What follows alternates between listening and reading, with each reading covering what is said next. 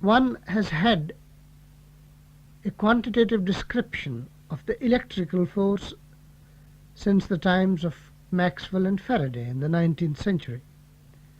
One had known from the works of Einstein and Planck that photons, the particles of heat and light and X-radiation, are the quanta of electrical energy. The first question which one asked for nuclear energy was, what are its quanta? Yukawa in 1935 was one of the first persons to ponder on this problem, and his reasoning went something like this. As I have said earlier many times, an electron or a proton, when accelerated, emit or absorb photons. One can understand the attractive electrical force between a proton and an electron in terms of an exchange of photons. Think of two rugby players who make passes to each other.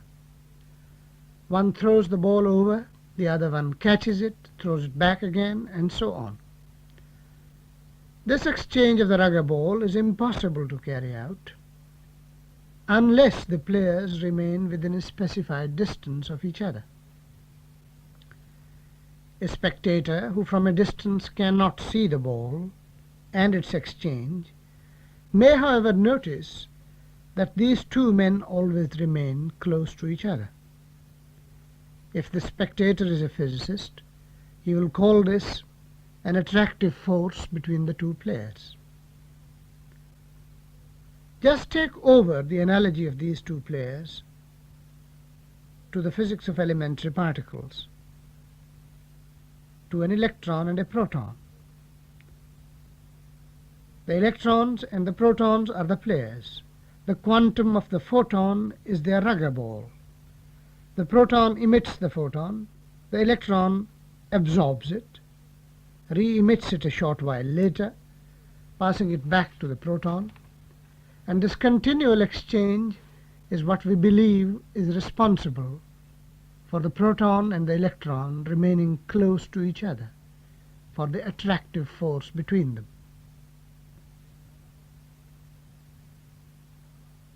Yukawa asked himself the question, what is the rugby ball exchanged continually between a proton and a neutron? And his answer was, there have to be 3 rugby balls. They must be positively, negatively, and neutral charge. These rugby balls must have 1/7 of the mass of a proton or a neutron. He called these particles, these quanta, mesons. Mesons because they had masses intermediate between the proton and the electron. Yukawa made these predictions in 1935.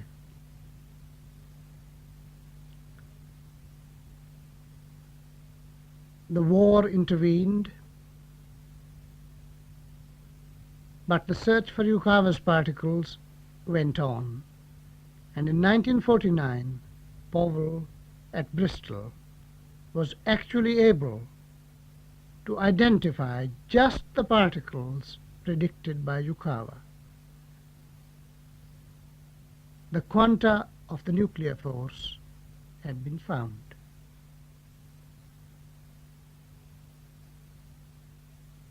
Yukawa always tells the story that he kept a notebook handy near his bed every night, and during the sleeping and waking hours during the night he would jot down the thoughts which came to him.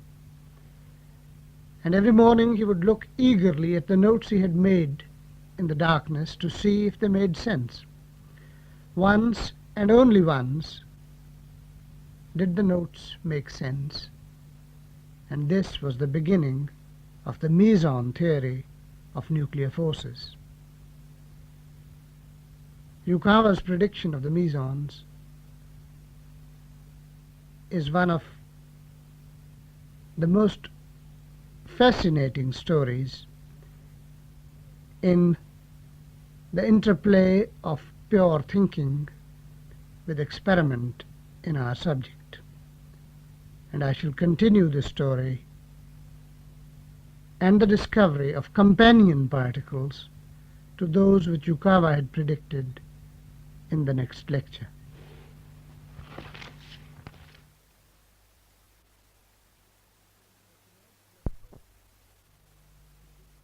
For tonight's lecture, I wish to return to the theme of symmetries, and in particular the symmetries of the nuclear force. You may remember we ended the last lecture with a description of the two nuclear particles, protons and neutrons, each one of which carries a nuclear charge. Before closing, I also spoke of Yukawa's prediction that if the nuclear force exists between protons and neutrons, there must also exist three particles, three carriers of this force, the so-called mesons. And I ended the last lecture by speaking of the triumphant confirmation of Yukawa's speculation with the discovery of just these three particles which Yukawa had predicted. This was 1947. With the discovery of the three mesons, the number of elementary particles had arisen to a total of 7. One felt somehow that enough was enough. One felt that one had all the ingredients to make a complete theory of the two basic forces of nature, the electrical force as well as the nuclear force. Unfortunately, when one actually tried to consider the theories quantitatively, even though one succeeded with the electrical force, one met with miserable failure in the case of the nuclear force. And this, in spite of the fact that in the meanwhile the physicist had learnt to unlock the force itself in all manner of nuclear devices. Clearly something was missing. Clearly the total of 7 elementary particles was not enough to explain all the mysteries of the universe. But from 1947 onwards, this something missing started to come in. First, in a small measure among the cosmic ray showers, and then literally in torrents from the newly constructed proton synchrotrons at Brookhaven, Berkeley, Dubna, and Geneva. Between 1947 and 1962, something like 30 new particles were discovered, each seemingly as elementary, each seemingly as fundamental as the proton and the meson. It's my purpose tonight to speak of the theoretical concepts which one had to develop to understand these newer particles, their correlations, their interactions, perhaps the very reasons for their existence. I must warn you, however, right away, the ideas and the concepts are not easy, and also they are in a stage of development and flux. And further, I have no blackboard on which to draw and illustrate. It may help if you could perhaps keep a piece of paper and a pencil handy. And briefly, what the experiments showed was the following. As I said earlier, the nuclear particles, the protons and neutrons, are spin-half objects. Between 1947 and 1954, one discovered a total of 6 new spin-1/2 particles, all closely resembling protons and neutrons. There was in nature then a multiplet of 8 nuclear objects, all with spin-1/2, all as basic to the nuclear force problem as the familiar protons and neutrons. Likewise, the number of Yukawa mesons increased, once again from 3 to 8.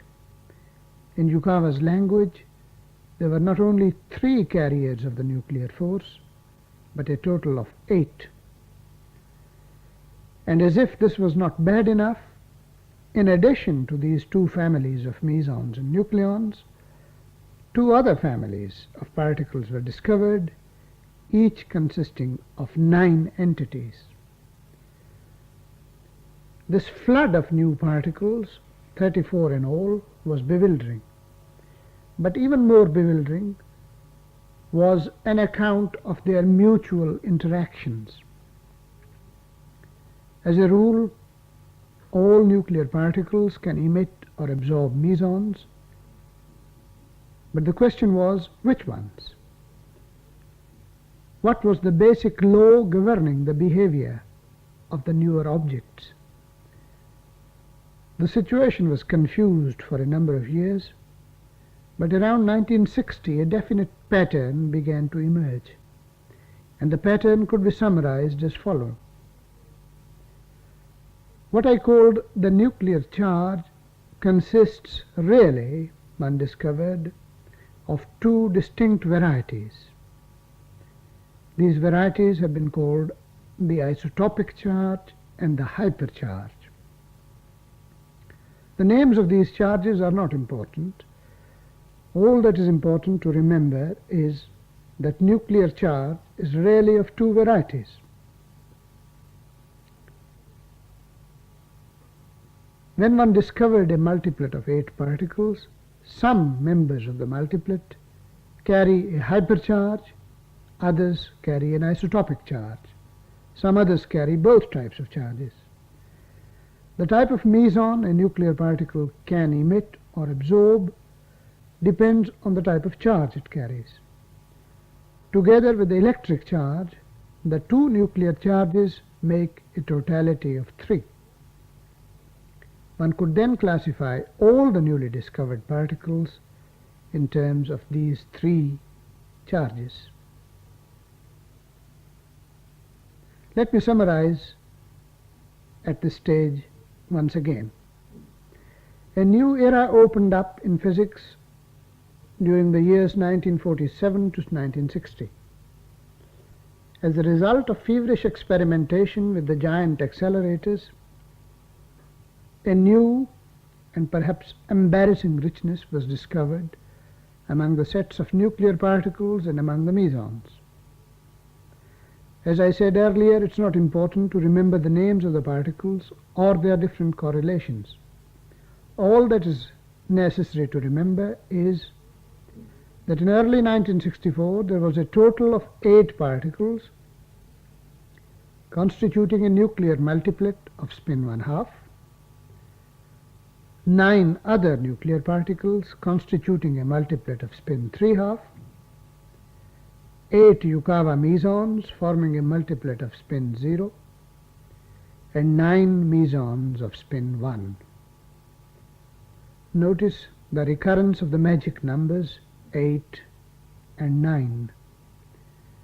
The particles in a multiplet could be distinguished by giving either their electric charge or their hypercharge, or their isotopic charge.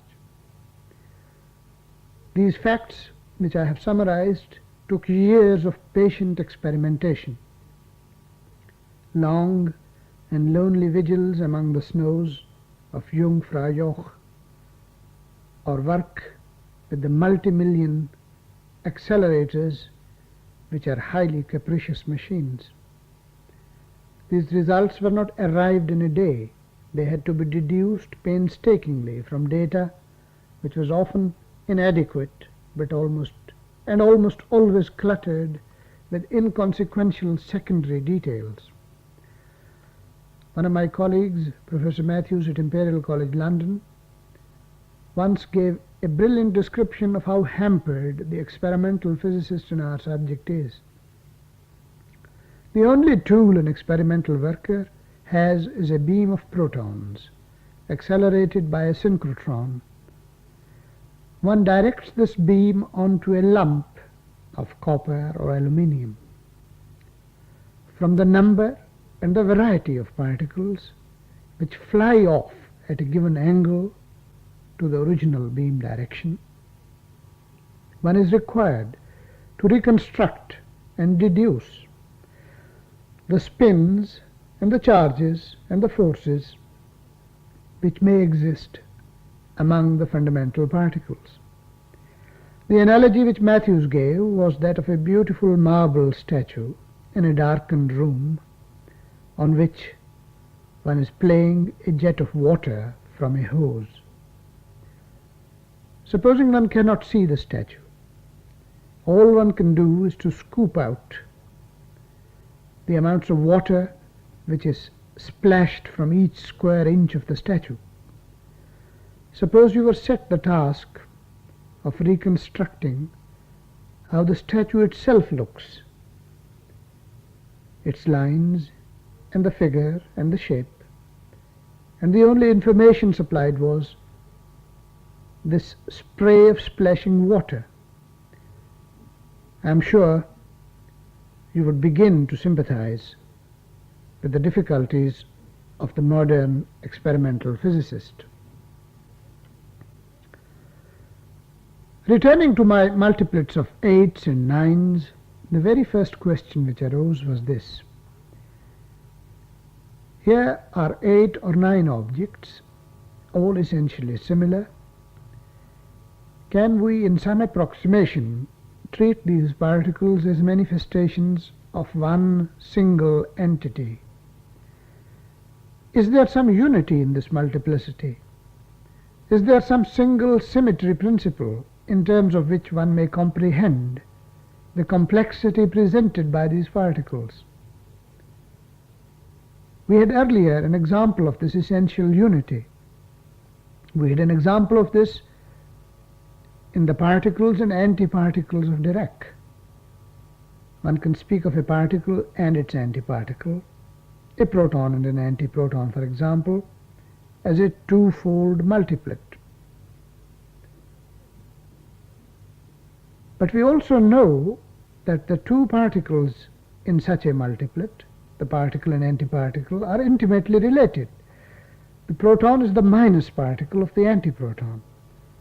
The two are the facets of the same reality, two opposite sides of the same coin. The postulate by Dirac of particle-antiparticle symmetry makes it possible conceptually to dispense with the twofold multiplet. One need never speak of the two distinctly. It's the symmetry principle which is of paramount importance, the existence of the twofold multiplet being something which follows as a consequence of the symmetry. Take another example. You may recall when I spoke about spin, I said a spin half particle can exist in two states. It can either spin in a clockwise direction relative to its direction of motion, or in an anti-clockwise direction. One can think of spin half protons as two distinct particles, one spinning clockwise, the other spinning anti-clockwise, one behaving like a left screw, the other behaving like a right screw. A completely equivalent description would be to say that there is just one particle, the spinning proton. But additionally, there is a symmetry principle which permits us to infer from the existence of a left spin the existence also of a right spin.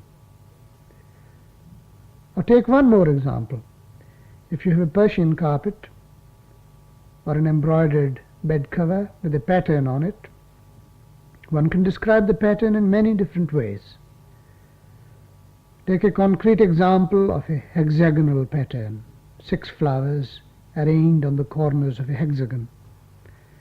To someone wishing to weave a similar carpet, I may either give the position of all the 6 flowers individually, or simply describe just one typical flower and then say make a hexagon of similar objects. One can be more explicit. One could say a hexagon is determined by taking the first flower and rotating it through an angle of 60 degrees. The symmetry principle then is the rotation through 60 degrees. The symmetry principle provides the unifying principle for all the 6 flowers. The pattern itself, if you like, is a manifestation of the symmetry. It's the symmetry which is once again the paramount concept. The problem in nuclear physics then was, what is the symmetry principle underlying its 3 charges and its multiplets of 8s and 9s? What is the secret of the carpet pattern of the universe itself?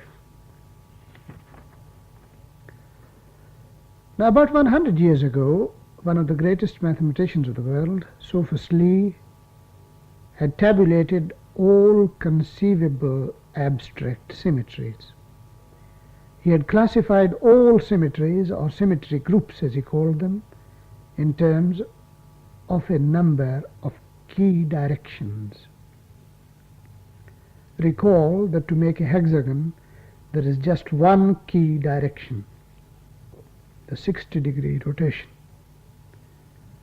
Recall that for a particle-antiparticle symmetry there is just one key statement, a key direction. Change plus with minus. Recall that for a spin 1/2 particle there is just one key direction. Flip over a left screw with a right screw, a right spin with a left spin. To realize this physically, you can look in a mirror. A mirror reflects a left hand to a right hand. The problem which Sophus Lee addressed himself to and solved was the following. Given the number and direction, number and type of the key directions, can one say unambiguously how many particles, how many flowers would constitute the pattern, the multiplet? For the case of the carpet, even a child can work out the answer. Given the key direction, rotate through 60 degrees, one must get 6 flowers, all lying on the corners of a hexagon. Suppose, however, the key directions are more complicated. Suppose there are in fact 3 directions, 3 symmetries, like flipping of the electric charge with the hypercharge, and of the hypercharge with the isotopic charge. How can one work out the detailed pattern which will emerge as a consequence of this symmetry? Sophus Lee gave the following method. Consider a triangle, an equilateral triangle, with corners representing the 3 types of charges. And now attempt to make all conceivable patterns by a juxtaposition of such triangles in a well-specified manner. What are the patterns which one arrives at? One of the first one is a hexagon again, but this time with 2 extra elements at the center, making a total of 8 corners, of 8 elements, of 8 particles, if you like. The numbers 8 and 3 are interrelated. From the symmetry of the 3 charges, from a postulated symmetry of the 3 charges, one may infer that nuclear particles will exist in multiplets of 8. And this, you may recall, is precisely what one had discovered. Once again, I have to apologize to you for the meagerness of my description. It's indeed galling that one cannot draw even a simple figure to make the idea come alive. I hope I have not made the idea sound trivial. Lee's theory is in fact one of the profoundest, one of the most beautiful mathematical constructs which the human mind has invented. Sophus Lee was the Michelangelo of classical mathematics. Even though I may have failed to convey the depth of his ideas, I do hope the basic notion of the symmetry is clear. Let me repeat once again. In the quest for symmetry of nuclear law, one had found a deep correlation between the number of charges, electric, hyper and isotopic, and the number of elementary particles which a nuclear multiplet can contain. The multiplets themselves are scarcely important after the symmetry is discovered. However, the fact that the 8 particles in the multiplet have the same nuclear properties implies that the 3 charges themselves are similar. They are mutually interchangeable. They can be flipped one with another. That is to say, the 3 charges themselves are a manifestations, if you like, of one single charge. In technical language, a unitary charge. The symmetry itself is known as SU3, U for unitary, and 3 for the 3 types of charges which we have considered.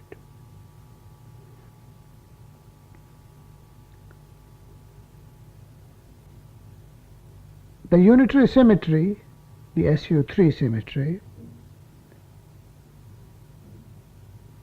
seemed to be succeeding well around early 1964. But all the time there was one serious difficulty. On the basis of SU3, one could understand multiplets consisting of 8 particles as I have described to you. But what about the multiplets consisting of 9 particles, which had also been found experimentally? In Lee's classification, one can check quite easily that the only possible patterns of spin half or spin 3 half which can exist at all must contain either 8 or 10 or 27 particles, but never 9. Recall that in early 1964 one knew of only 9 nuclear particles of spin 3 half. If the SU3 ideas were right, there must exist a 10th particle. Otherwise, the whole edifice would collapse. Those of you who may be familiar with the philosophy of Pythagoras may recall the famous emblem which Pythagoreans displayed in their secret meetings. This was a figure made from an equilateral triangle with exactly 10 corners. In Lee's language, this was one of the allowed SU3 patterns.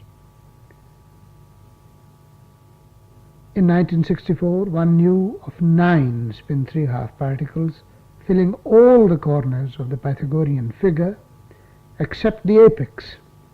The crucial 10th on the apex was missing. The characteristics of this missing object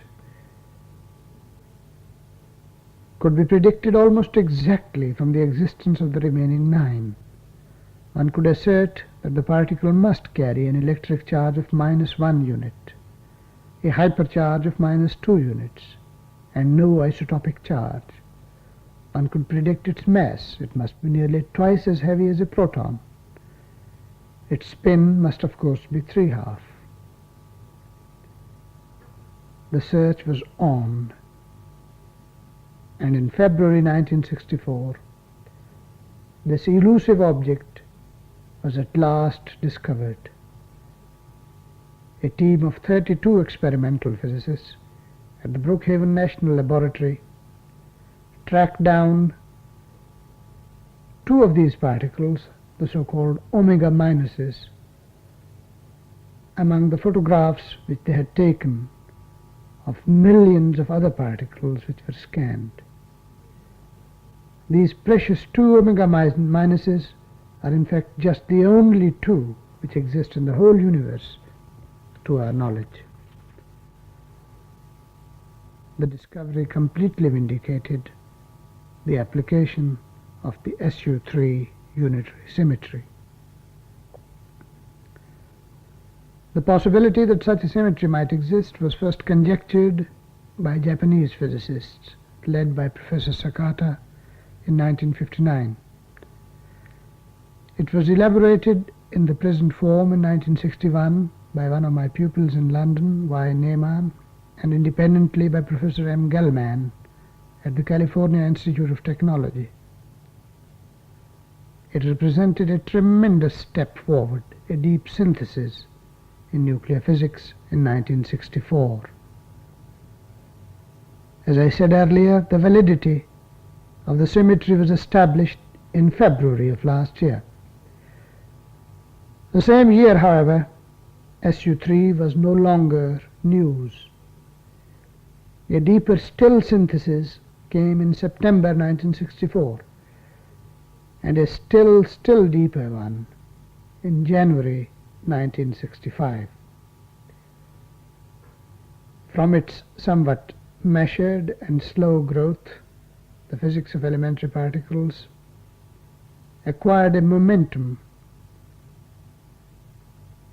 in the last 6 months which is simply breathtaking. I shall deal with these very recent developments in my next